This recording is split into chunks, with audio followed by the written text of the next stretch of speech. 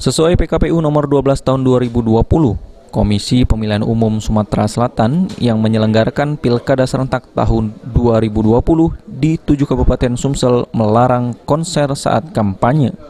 Sebelumnya, KPU sudah menghapus pasal 63 PKPU nomor 6 tahun 2020 yang mengatur 7 jenis kampanye.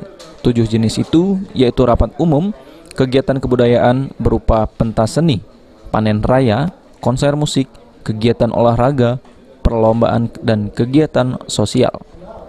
Berdasarkan keterangan Ketua KPU Sumsel, Kelly Mariana, kalau sanksi tersebut diberlakukan kepada seluruh bakal calon yang mengikuti pilkada serentak.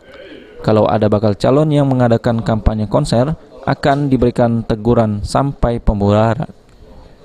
Nah, yang dilarang adalah kegiatan lainnya, karena di salah satu pasal di PKPU dan di Undang-Undang Pemilu itu ada kegiatan lainnya berbentuk pertama rapat umum, kemudian pentas kegiatan kebudayaan yang termasuk di dalamnya itu pentas seni, konser musik, kemudian juga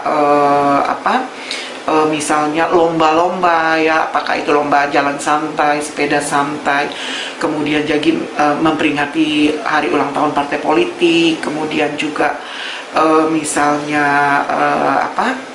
kegiatan sosial seperti bazar, donor darah, dan lain-lain itu dilarang untuk dilakukan.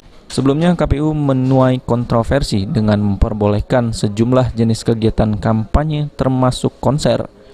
Aturan tersebut dipermasalahkan karena bisa mengundang kerumunan massa dan menjadi klaster baru di tengah pandemi COVID-19. Abidin Riwanto, PAL TV.